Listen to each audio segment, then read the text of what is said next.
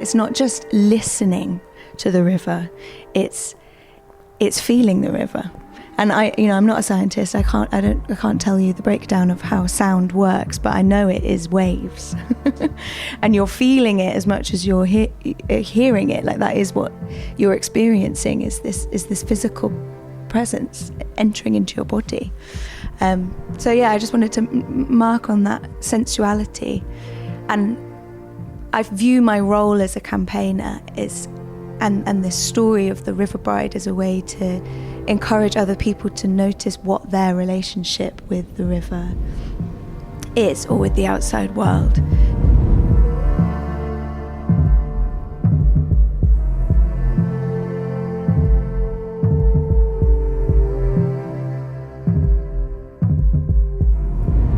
You're listening to the Spaceship Earth podcast with me, Dan Burgess.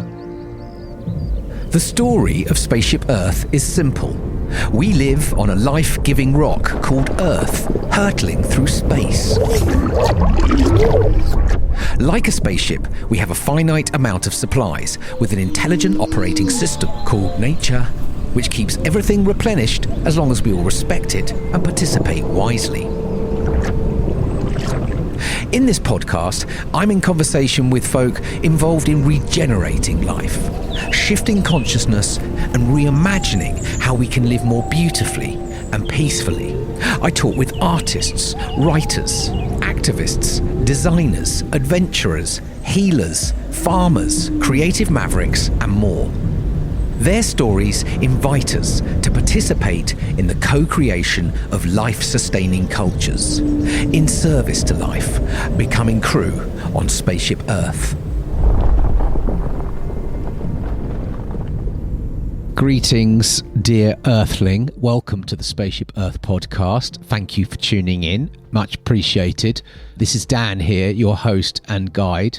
Welcome aboard. If you're new here, this is a podcast exploring the intersections of ecology, culture, and transformation. Conversations composting the dominant and illusionary civilizational story of separation from the living earth, from ourselves, and from each other, while re-entangling with stories of relationality, complexity, connection, interdependence, creativity, service, and regeneration, exploring how we might live with greater imagination, responsibility, and shared stewardship as active, participative crew members on a living spaceship in crisis. Something a little bit different for this episode. If you're a regular listener, you may know about a bioregional regeneration project called Are Avon in the Avon Valley in the west of England, where I live. Episode 98 and episode 102 have both featured the project. In the last couple of years, I've been putting more time and energy into projects rooted into the lands around me where I live. Some of that has been a response to the great, mysterious unfurling of life, letting go of parts of my work that I could no longer continue to offer and serve. And part of that is also this deep knowing that the future is local. It's how the operating system of life works on Spaceship Earth. I've come to learn that nature doesn't commute, nor does it scale exponentially.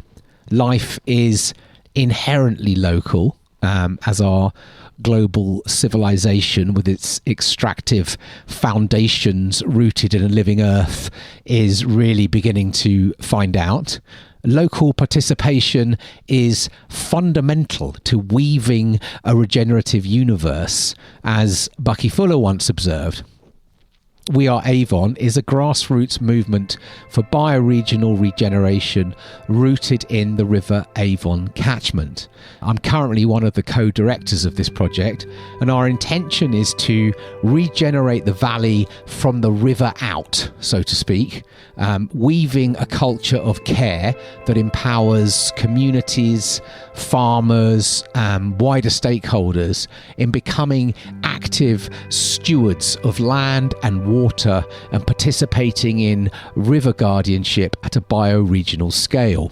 Now, this project was birthed well over a year ago, and we've been convening community gatherings every couple of months to connect, to share, and to hold space for co-creation. And our current focus is very much centering on the recruitment and establishing river guardian groups along the whole river stretch. So this is a recording from our last gathering in November, where we curated a panel of guests to help us kind of zoom out and explore a wider theme of listening to the river, intentionally making space to consider how we might collectively begin to practice the decentering of the human, tempering that urge to rush in and fix, and make time for listening and observing the more than human as an integral part of regenerative and bioregional practice. And so this is a recording of that panel where we gathered one evening upstairs at our friends Finisterre in their Bath store. I hosted 3 amazing women on this panel: scientist, author and explorer Dr. Rosa Vasquez Espinosa, writer, campaigner and river wife Meg Avon, and sound artist and anthropologist Louise Romain. All 3 with very different stories and approaches to listening to the more than human. Anyway, I hope you enjoy this one. I hope you receive something. If you do, you know the score. In the spirit of reciprocity, please pass it on, share it, post it, comment on it, rate it. Just something to to continue the energy and this idea of relationality and interdependence, which is, I think, what we're being invited into becoming in these times. Anyway, if you want to get involved in the We Are Avon project, there are so many ways to do that. I'll link in the show notes to that, and probably one of the easiest ways is to join the WhatsApp community, because that's where lots of the invitations and questions to participate are currently living.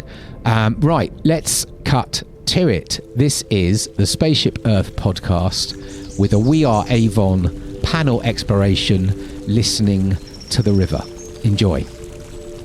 You're listening to the Spaceship Earth podcast with my dad, Dan Burgess.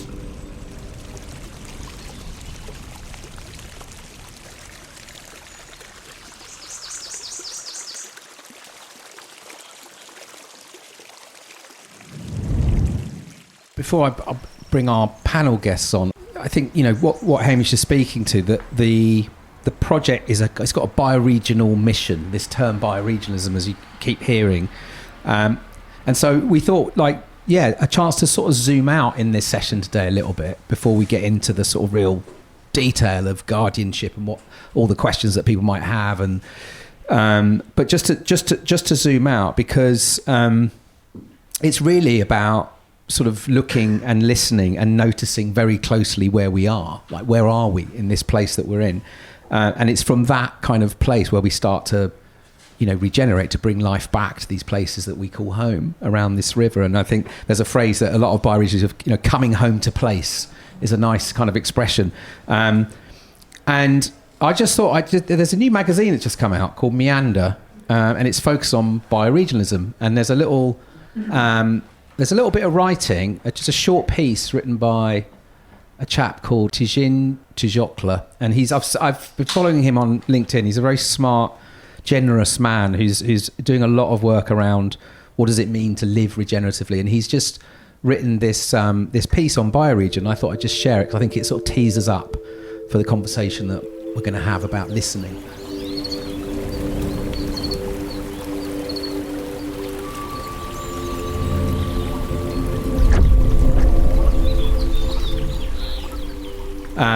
So he says, we have maps to everywhere except to our true home.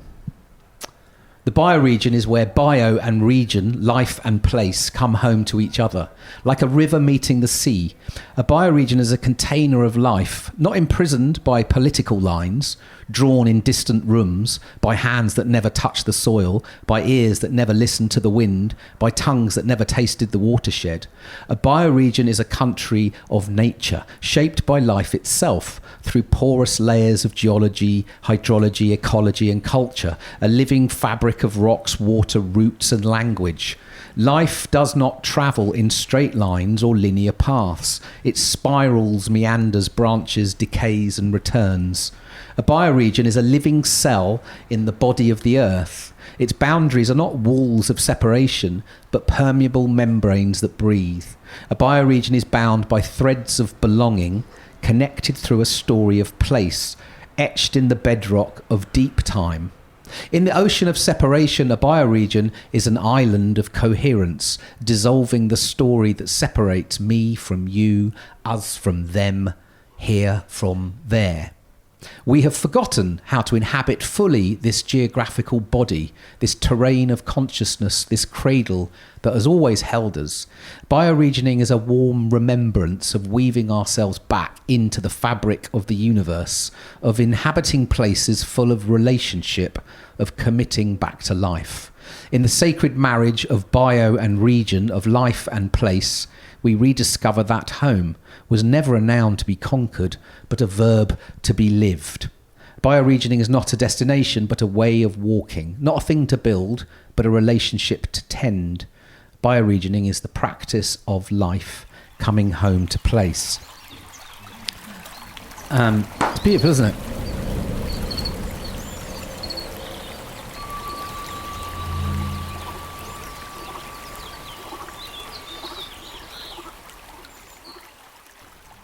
So really, it was like, well, how do we really get to know this place again around the river? And,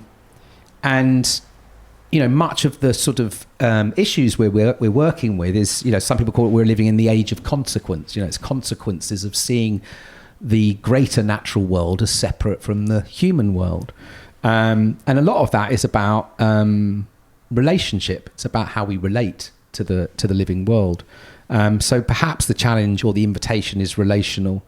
And so the provocation, I guess, that we were going to sort of explore in this panel was that for a truly bioregional culture to emerge over the coming years, it will require some decentering of the human, of the sort of human story we've been living by as, you know, the human is the dominant species in control, to a sort of more humble that we're part of a much more intelligent web of life.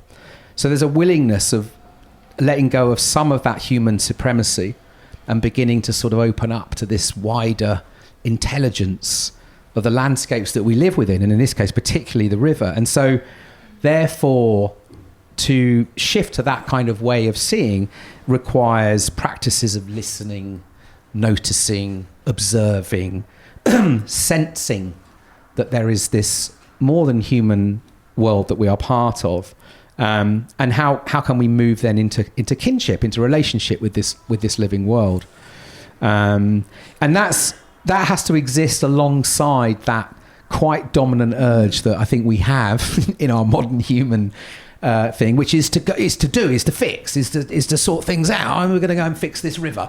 But perhaps as we move into this slightly slowing period of the Earth cycle, the autumn into winter, this kind of slightly darker, slowing time, perhaps the practice of listening and observing and noticing could be something that we could be experimenting with and playing with over the sort of autumn winter season.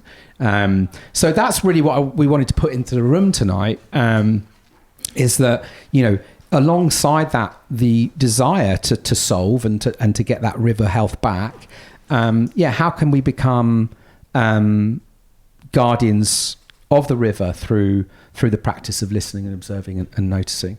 So that's really what we were going to try and explore in this panel tonight before we get into this open space session, and to really just to give some different perspectives actually and some stories around the practice of listening, around the practice of noticing and observing the greater than human nature, the more than human world, the living world around us.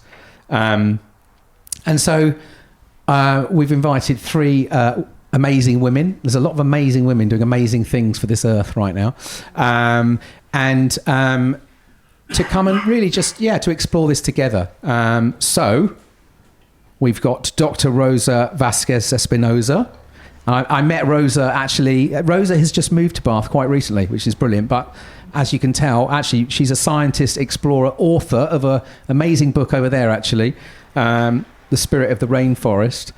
And Rosa is got a lot. I mean, there's chapters in that book on the relationship with rivers, which you're going to share with us. But is doing amazing work in parts of the Amazon, and a lot of that is about how do we understand and relate and observe and listen to this living world. So we have Rosa. We have our very own Meg Avon, who is a writer, a campaigner, a river wife. I mean, there's not many river wives. Are there more? Are there more now? We're going to tell us about that. And is doing, really creative things, which I think she'll hopefully share around that kind of way of observing and listening. And then we have Louise Romain, sound artist, anthropologist, has an amazing podcast, Circle of Voices, documentarist, and someone who's doing really creative things in terms of how to listen to the living world. And there's quite a bit of ocean in your work and water. So maybe a round of applause for our panel, and we'll get going. Okay. So we were going to start off with a little bit of your backstories, I guess. A bit about you and the work, what it involves, why you're doing what you're doing. It's always a good one to know.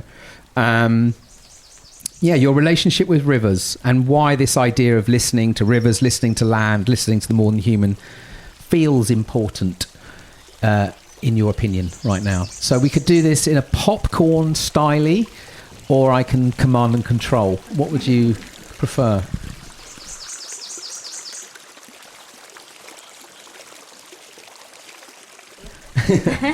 Yeah. Well, nice to meet everyone. My name is Rosa. Thank you for that very kind introduction. We met already a few months ago, wasn't it? I moved to Bath. Yeah, it's almost 3 years, but it feels still quite recent because I travel a lot for work. I'm from Peru, born and raised. And I was born and raised in the capital city, just like any busy city. But my family comes both from the Andean mountains and the Amazon rainforest. So I spent a lot of my childhood and summers just hopping around family members. And my trajectory is when I was 18, I moved to the United States to pursue a full degree in science, chemistry, and biology, eventually a PhD and a postdoctorate. So a really in-depth academic career. What I do now is I had started an organization a few years ago called Amazon Research, where we lead indigenous-led science and conservation across the Peruvian Amazon. We just did our first regional scale into Bolivia, where really we look to elevate indigenous knowledge with science to create solutions that are needed and led by the communities. We have a few different projects. My first connection, I would say, that I would start with in terms of rivers is I was really scared of water growing up because I had a moment where I kind of felt like I was drowning as a child. But every time we would visit these remote areas where my family was from, the only way to get between family members sometimes is through a river.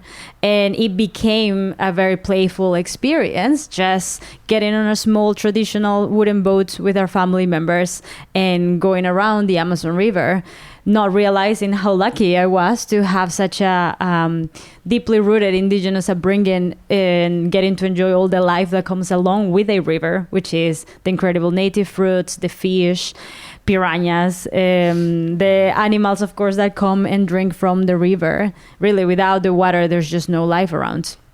And so I to this day have really developed and continue to maintain such a strong relationship, because although our projects range from tiny pollinators to larger mammals to plant medicine, really that kind of all connects back to water. If the pollinators have everything but don't have a water source, they just won't make it.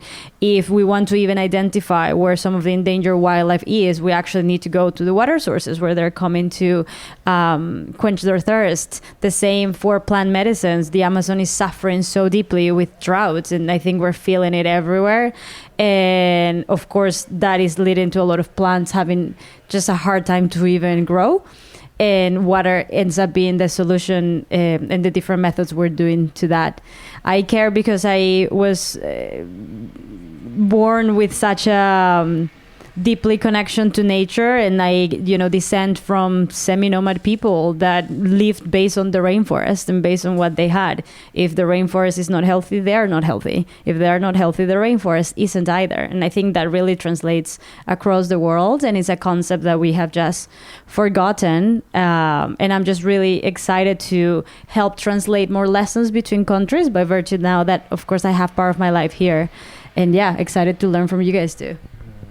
Thank you, Rosa. You go. Yeah. Thank you for that. That's an incredible story. I'm looking forward to hearing more. I had quite a different upbringing in Bristol, and I also had a very strong connection with the outside world. I've got a family of gardeners and wild swimmers, although it wasn't called wild swimming when I was growing up. It was just a slightly strange thing that me and my family did quite a lot. And I was lucky enough to spend a lot of time in Wales and Scotland and to swim in some beautiful rivers on this island, but never thought that it was something that you could do in the city where I lived. Fast forward to lockdown, and I was taken to a spot that many people regularly swim. And I always describe the moment as like a dream when you push through a door to another room in your house that you didn't know was there.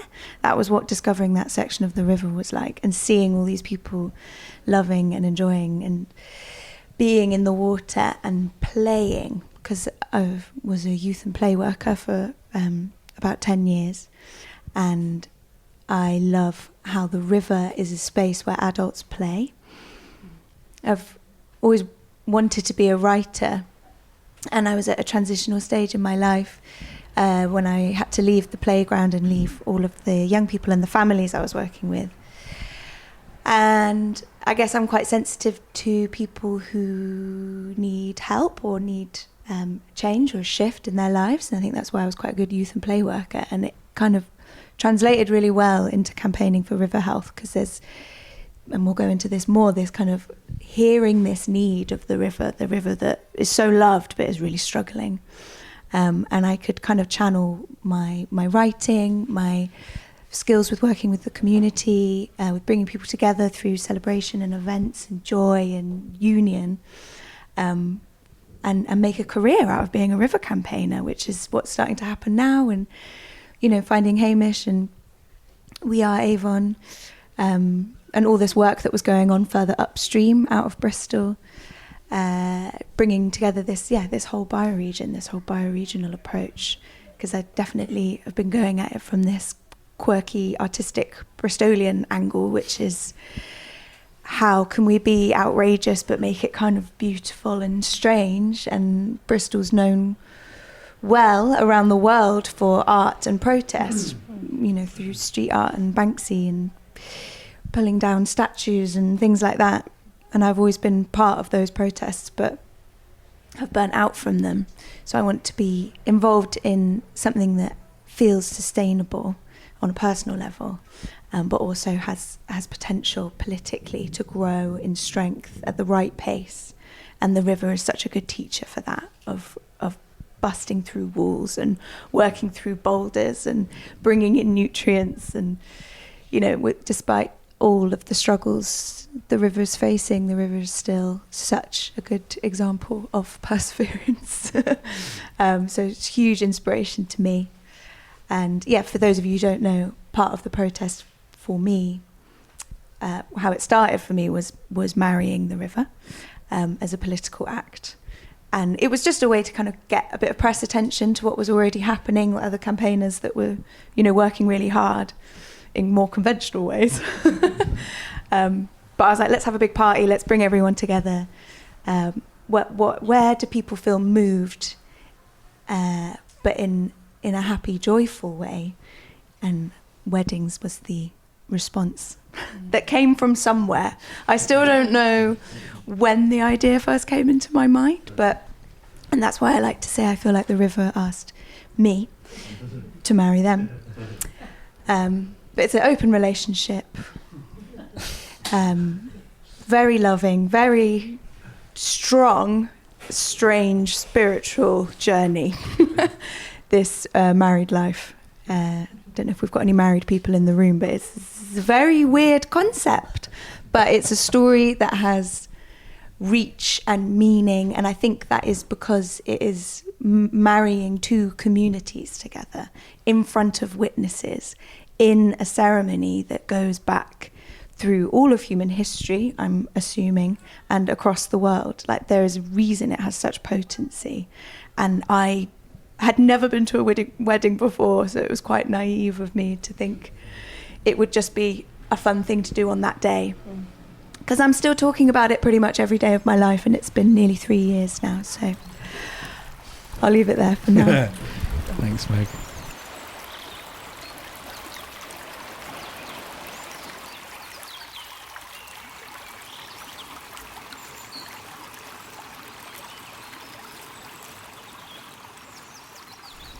Louise.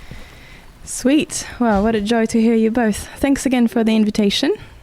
So my name is Louise Romain, and I'm the producer of Circle of Voices, which, as you mentioned, is a podcast where I release immersive documentaries and ecological sound art, stories to remember our place and responsibility in the circle of life as humans. The river that saw me grow up is l'Oise, on the outskirts of Paris. And the river the closest to home now is the Severn, as I traveled from Stroud to come here today, Gloucestershire. And as you mentioned, I trained as an anthropologist, so very interested in humans and cultures. And in the last couple of years, I've been taking a great interest in sound, both from the lens of radio production and documentary feature. So I travel across different places. Indigenous territories is one of them. And also I report back from the heart of United Nations conferences, the famous COPs, and create these features really highlighting the voices of women, youth, indigenous peoples and local communities. But then the other dimension of my interest in sound has been in eco and bioacoustics, which are sounds of the living world. And I'm going to drop a reference of a really amazing podcast. If you want to dive more into that, it's called Threshold. And their latest series, HARK, H-A-R-K, is all about following different species through their journey and with scientists and diving deeper into their life as different creatures and how they relate to sound. And so for me, there is this thing about the potential of sound, both to heal and regenerate nature. The awareness that we need to bring to sound in terms of acoustic pollution and acoustic harm.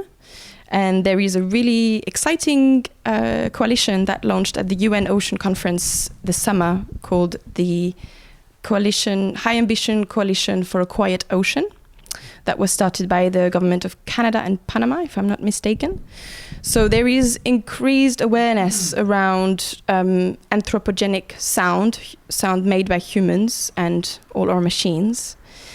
And I think,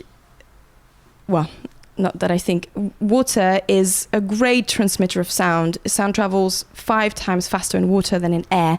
And that's not something that we are sensitive to because our bodies aren't tuned for that. So I think for me, my relationship to water started with my first steps in activism, climate activism, when I was living in Germany, in Berlin. There was a massive global movement of solidarity against a Dakota Access Pipeline, which is, I see a few people nodding, wonderful. And the slogan of the whole movement was "Water is life," and understanding water as a sacred relative.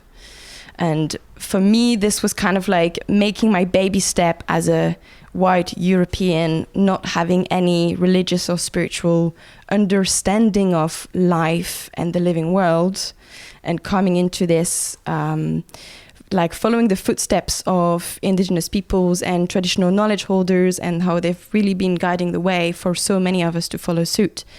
And yeah, since then I've been in my travels. One example, it was back in 2022, was meeting the Athabasca River, which goes across different parts of Canada and which is really heavily impacted by oil.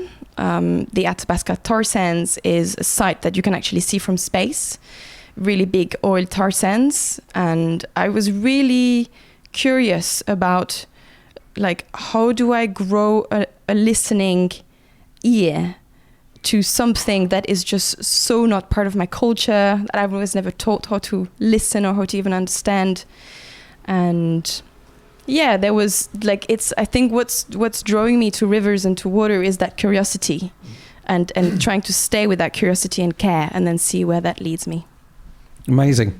So we've got on this panel, we've got everything from, conservation science, indigenous science, creative activism with, moving into relationship with the river through marrying the river.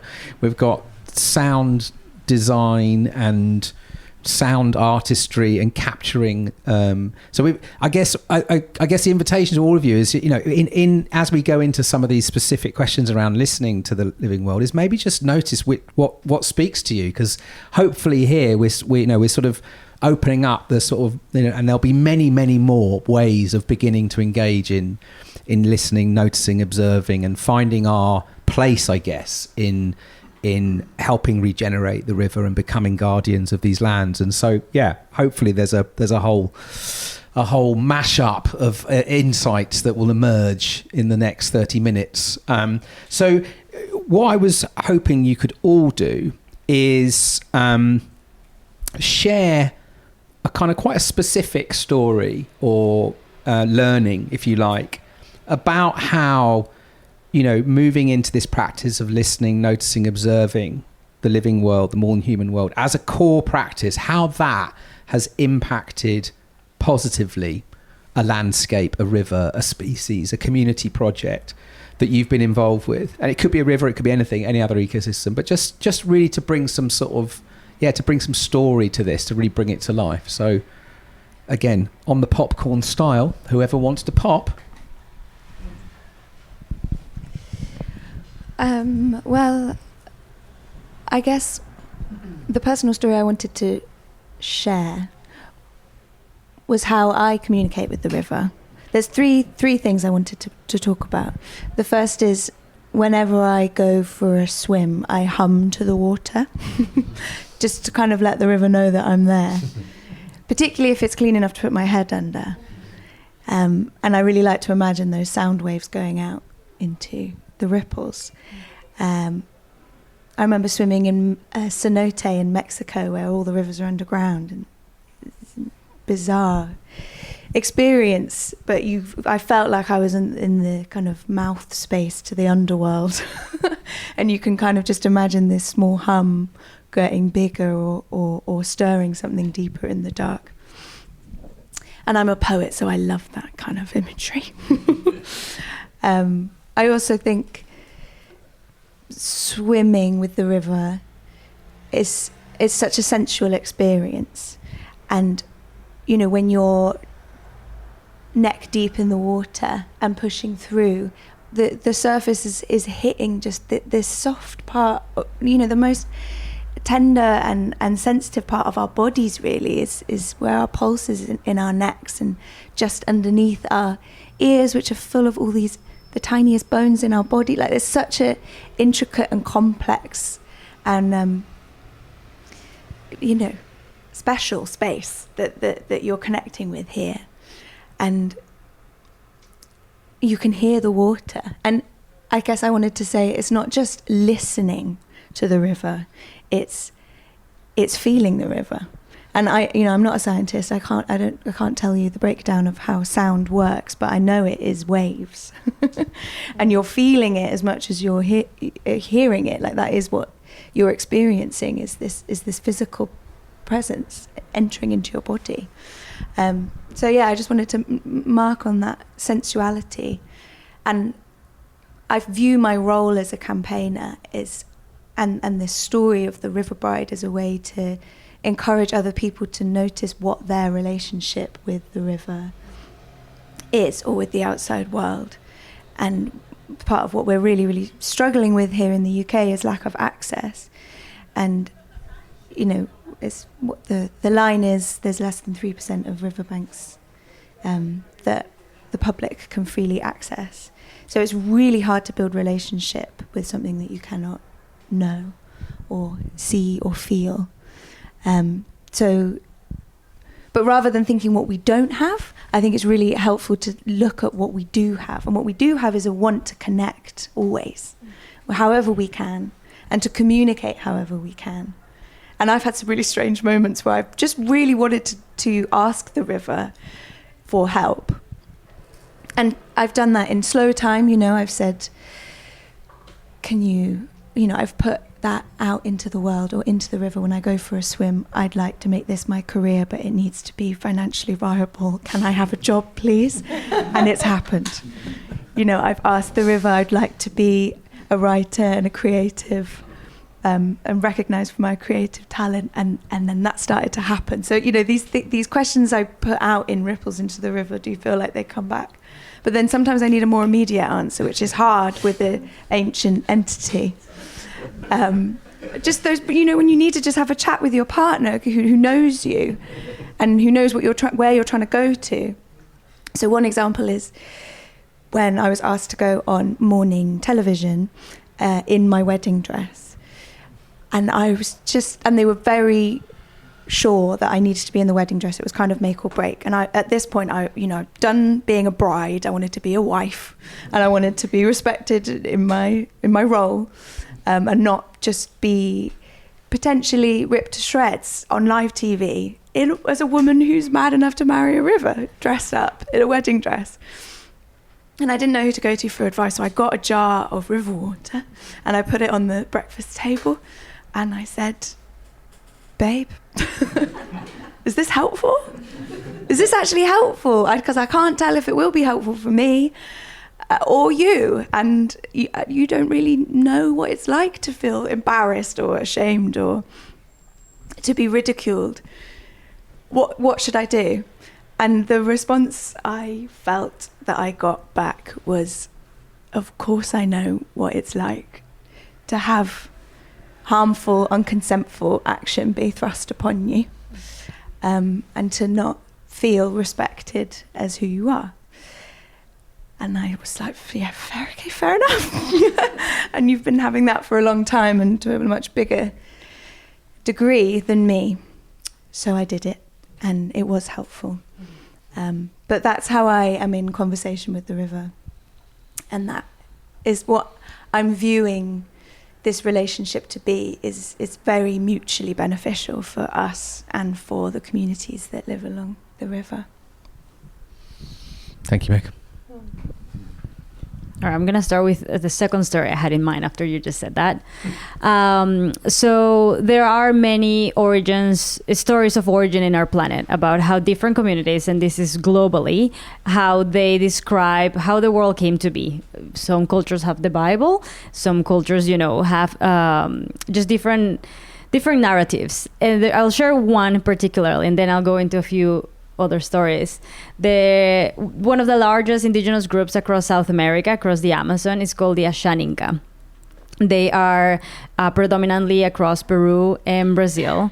And their origin of creation is that the world was pitch black at the beginning. And it was filled with spirits, and some were good and some were bad. They had human-like characteristics, so some were mischievous, some were generous. And eventually a god that they relate to a mountain rose and made the world put, day and night, created rivers, and these larger entities, mountain, sun, moon, rivers, became these overarching gods, and then the spirits that were remaining were turned into the rest of wildlife you see. So for example, a spirit that apparently was a really good hunting spirit was turned into the bullet ant, which delivers like the most painful sting in the world. The spirit that liked to steal was turned into a monkey that likes to steal. The spirit that was really aggressive was turned into a wasp. A spirit that used to make really delicious social drinks was turned into a native bee that makes medicinal honey. So each spirit was turned into all of these life forms that we now see in the planet. When we unravel that, it really shows you their worldview, what you were saying, right? I think that's a different way of saying their relationship with, and it's how just they perceive the world. So within that narrative, they see every entity around, from a mountain, a river, a bullet ant, to a larger mammal, as having a human-like spirit, that they have certain, whether we call it feelings or not, that they will have an experience similar to humans. So when they go and catch fish from the river, they will be asking for permission, saying, thank you, I need this to eat. I even grew up seeing my grandmother do that when she used to collect plants for the garden, saying, oh, little girl, thank you so much, I need to cut some to make some of my medicine. We just grew up seeing that.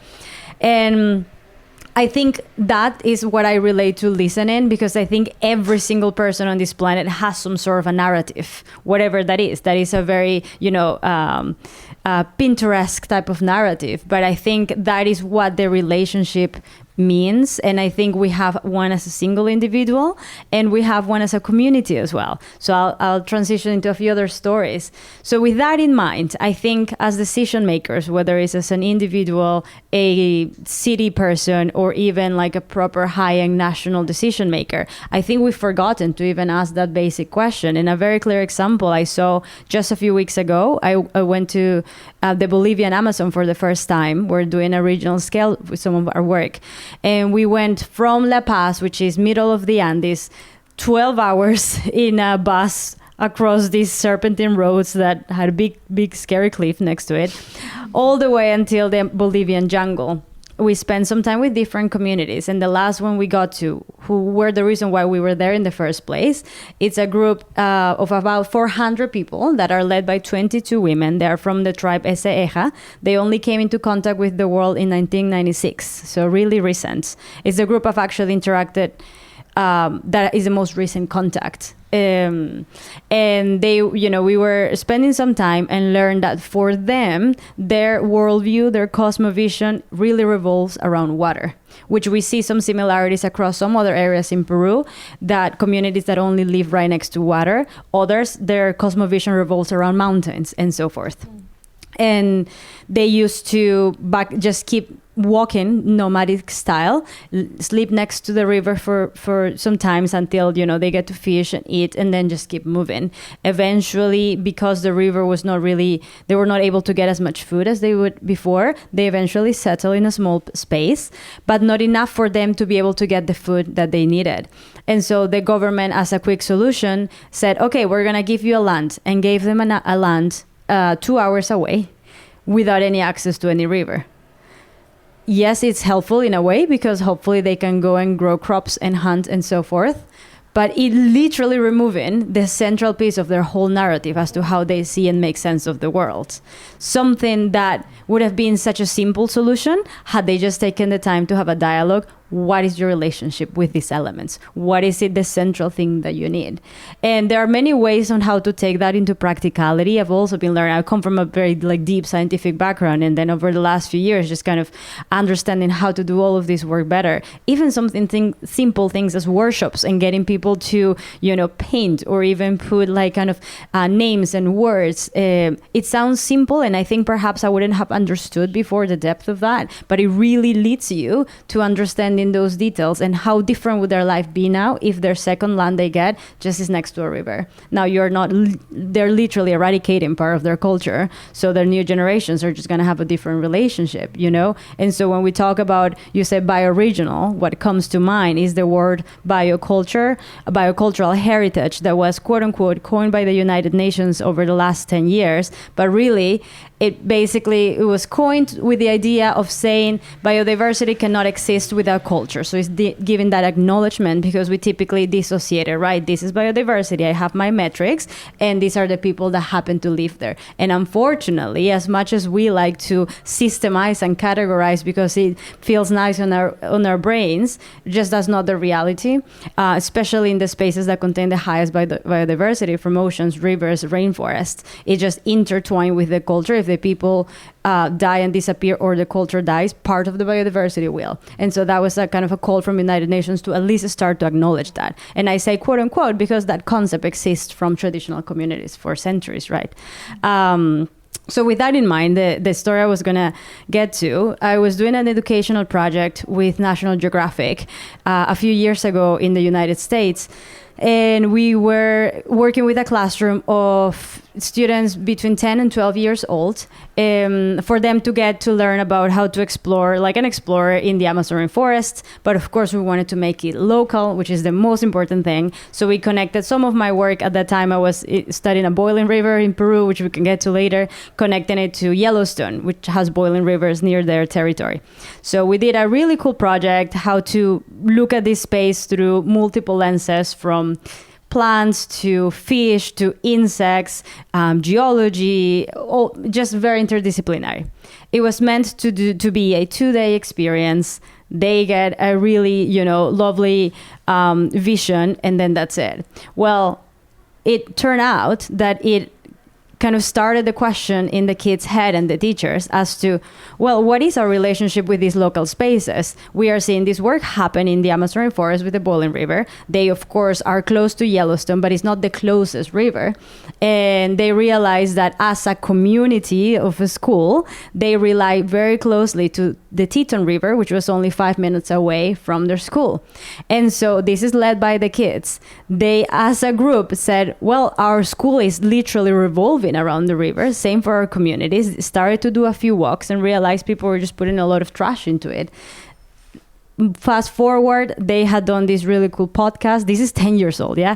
They had done some cool podcasts to share about information they were learning about the river, decided to go to city council and present their idea, saying this is horrendous, how are people still putting plastic to this day?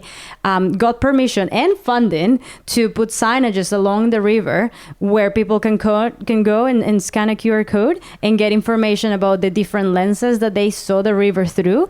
And eventually, if you completed them all, you became, I don't remember the name they gave. It was not River Guardian, but something like that, as saying, now you're a citizen, please don't throw away your trash into this river. To this day, that exists. And I think that kind of, if I dissect it, it kind of comes back to the idea that they discover what the relationship was, what their main element was.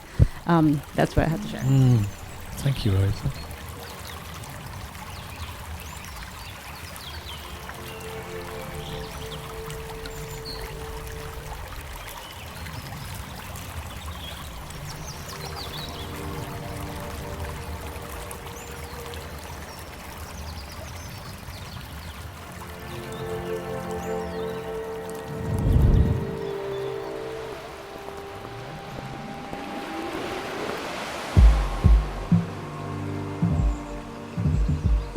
We live on a life-giving rock called Earth, hurtling through space. How bonkers is that? You're listening to the Spaceship Earth podcast. If you'd like to support the running of the Spaceship Earth podcast, head over to our Substack and sign up. You'll get every episode straight to your inbox, weekly writing, plus other crew offerings. We're grateful for whatever you can give. Join us at becomingcrew.substack.com. Louise. Beautiful. So the story I want to share is not about a river. My work is kind of like goes beyond or goes overboard. And what set me on track with what I'm about to share is a book. I'm all about references. It was written by Karen Backer, and it's called The Sounds of Life. Amazing book, must be on your reading list. And she goes into all the various digital innovations and technologies that have been evolving to listen to the more than human, to nature. And in that book, there is a chapter on coral reefs. And in that chapter, I learned that there are scientists who have been recording the sounds of healthy coral reefs. I can see some people nodding, you know where I'm going with this. And playing it in areas that have been destroyed by dynamite fishing or that are struggling. And by playing the sounds of healthy coral reefs, like their music or their vibrations, it brings back the larvae of fish and coral to settle onto those reefs. Absolutely blew my mind. And so a year ago, I had the chance to travel to the Caribbean, to the Colombian Caribbean, the archipelago of San Andres, Providence, and Santa Catalina. And I was obsessed with wanting to record the coral reefs. But before that, I had bought a hydrophone, and I'm sorry for the people listening, you're not going to be able to see that. But for the people in the room, you will. Thanks. It's a very tiny thing, but it's pretty cool. It's got a long cable, but this is the end of it. And I bought this hydrophone and played with it in the pond and in Blickmead and in different places, and I took it with me out there. And I didn't really know anyone in the archipelago, and obviously if you want to go and record the reef, you need to get in touch with fishermen and find out where to go. And I have a 15-meter long cable, which is not very long. And I guess the essence of that story is that it's like curiosity drove me to do that, and somehow I managed to meet the right people, felt really supported by the local community, divers and fishermen. A big shout out to Blue Indigo Foundation there, which is a female-led organization of marine biologists. And so I came home and I created this documentary with the recordings of the reef. And where I want to get to is that I think for me, a lot of my work is around accountability and reciprocity. And here in, I want to say Europe because I just don't feel part of UK. It's like the bigger region. We don't have any connection with coral reefs. It's like such an exotic, different ecosystem. And so what I've been doing this year is creating collective listening sessions with this audio documentary that you can listen online. If you go to tuneintotheworld.com or you look for Circle of Voices, you'll find the Caribbean Sound Journey. And so I've been doing 2 shows now, one in London and one in Stroud, where I introduce the piece and the evening with a bit of semi-improvised play theatre to bring in a bit of magic. And then we have the collective listening of the documentary, the stories of the fishermen, actually listening to the reefs together. And then the final part is a ritual, which is a way for me to kind of like integrate some of the deep listening and some of the emotions that I hope emerge from the listening. And I think the impact of that is sometimes it's quite hard as an artist or as a producer to kind of understand the ripple effects of your work. But through the ritual and through some of the feedback I had for people who have never been to the Caribbean and have maybe never swam in the ocean in that way, the level of like awareness and care that came from this deep listening and paying attention. And then the ritual is basically about inviting people to share a wish that they have for the ocean and any creatures that live in it. And so I found that's like quite a powerful sequence of integrating some of the work that I'm doing and sharing it back with my community and with my people in the UK and other places.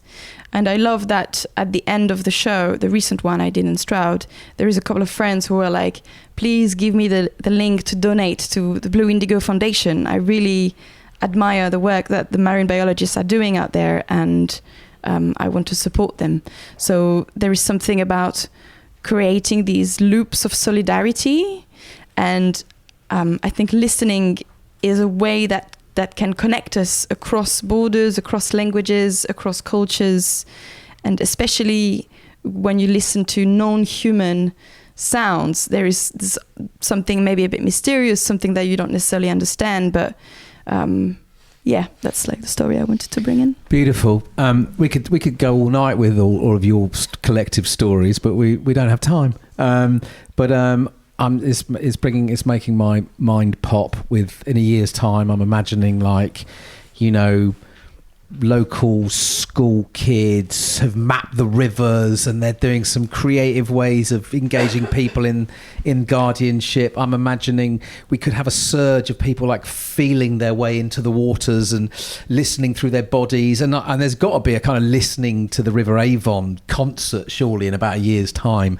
So we're seeding this stuff out here, but thank you for sharing that. What I wanted to do was just to leave with a last question before we finish this panel, and then we're going to have a quick break, and then we're going to do some open space work. But it was thinking about whoever is in the room and whoever's listening, right? So some are committed to Guardians here, some are curious, some are thinking, is this something that I can commit to? But I wonder what you might offer as a kind of practice or an experiment or an invitation to people who are thinking about this, how to deepen this relationship with the river and all of the beings, right, and all of the kin around the river and on the lands of this bioregion, in becoming this kind of, it's part of becoming, I guess, guardians of the Avon. So just something that you could leave us with as an invitation or an experiment or a practice, anything like that. Yeah, I wanted to bring into the room something that Hamish introduced right at the beginning, which is this tiny vial of water that's right there in the centre of this space, which has got a collection of water from all over the rivers from all over the UK. And I just want to introduce the idea, which I'm sure a lot of you are aware of, that not only can we all tune into listening to rivers and the natural world more, but it is also listening back. And I've got a necklace here, which I bought on the internet, and it's actually for putting a drop of your love's blood in. Strange corner of the internet. It's actually very easy to get, but I've got a drop of the river water in, and I like to wear this when I'm at events like this, talking about the river. Because I feel like the river can hear the vibrations in my chest as I'm passionately discussing my relationship to the water and how it is changing my life. And I'm totally in flow with the water. And it's so joyful to meet other people that get taken by the river. Hamish is a farmer that lives on a boat, and now he's doing all of this work for rivers. And obviously you can link water to whatever you're doing, because it is the essential life force. It's what we look for on any planet that anyone wants to try and colonize out there, is water. And I've met so many different guardians and campaigners that it's just, once you start to spend more time with the river, and we've talked about this on the podcast before, once you start to spend time with the river starts to work through you. So don't feel alone in it. Ask questions to the river and try to listen back. I think I would say, try. It's such a privilege to be so close to a river, and it should be a basic human right, but it isn't. And so take advantage of that, spend some time. I think that's the ultimate. That's why I love living. We live in Bathisto, and I love it because we all, I'm sure, can have very stressful days, and then the moment you step right next to the green or the blue on the water, is just, you just feel the entire mood and everything shifting, and we could get into the chemistry of that, which there definitely is. But I think just spending time and see what arises, I think is just very important. And I think it's part of that, building the relationship and what it means to you and where you come from. I think when that becomes really clear, then it's a lot easier to just know where to put your efforts in. Yeah, the thing I want to bring in is play, because sometimes it just gets all too bloody serious. And imagination, which is something we can all tap into. Shout out to Phoebe Tikal at Moral Imaginations, who introduced me to imagination activism. And one thing I really like to play with is imagining being a creature that lives on the river. So that takes some slowing down, number 1, observing, number 2, and probably listening, number 3. And you can either, maybe the easiest way to start is pick a creature that you can see. Might be a bird, might be a fish, might be an insect, and look really, really closely and try to imagine yourself being in that body and sensing the river through its wings, legs, scales, whatever.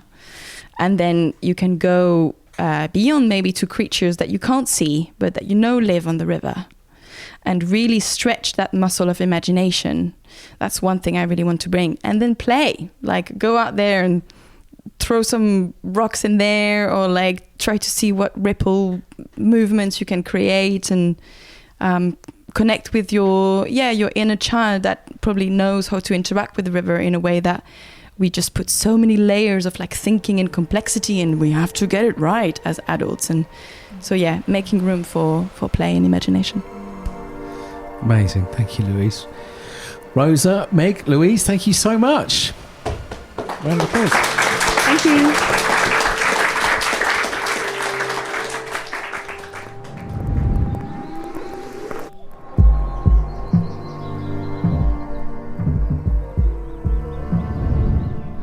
Right, I hope you enjoyed that conversation, that live panel from the We Are Avon gathering.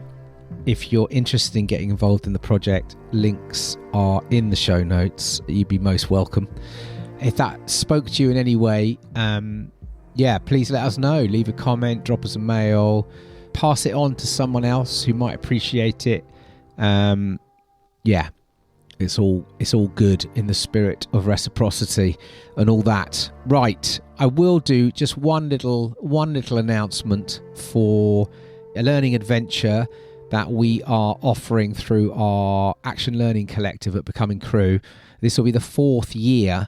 This is a winter learning adventure called Into the Dark. Now, I don't know about you, but if you ever get to this time of year, as the year comes to an end and you're sort of, you're crawling towards the end of it. I'm often crawling somewhere, crawling into the darkness. And then suddenly it's like, oh, it's the new year. And like, what are your goals and what are you going to do? And how can anyone possibly, know any of that anymore with the current shit state of everything? But in the last 4 years, we have been convening groups towards the end of January in a much more slower, intentional exploration of this darker time of the year. And we're asking that kind of question, like, well, what would happen if we sort of tuned into paying attention to this slower, darker cycle and resisted the urge to jump into growth and acceleration that modernity expects us to?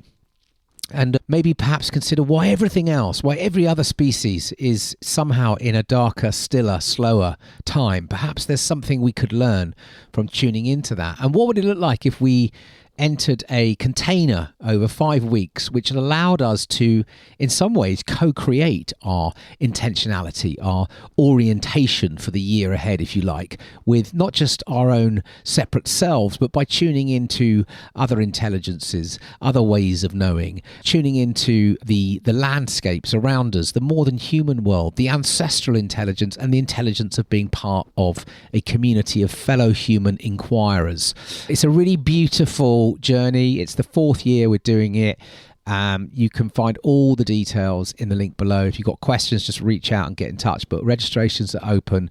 It's a beautiful, powerful way to begin the year. And, my sense from what I observe every year doing this work, and I do it as well now, it's default for me and my fellow guides as to how we begin our own orientation at the start of the year. But so much possibility comes up by exploring these darker parts, these darker moments, opening up to other ways of knowing that the culture of modernity just doesn't encourage us to tune into. So that's it. If you're interested, check out the link below, get in touch. Right, look after yourselves out there, and just keep re-entangling with the great mystery. Keep caring for each other. Keep the love vibes strong on Spaceship Earth. Until next time, peace and out. This podcast is created in service to life, for you. It takes time, funds and energy to make.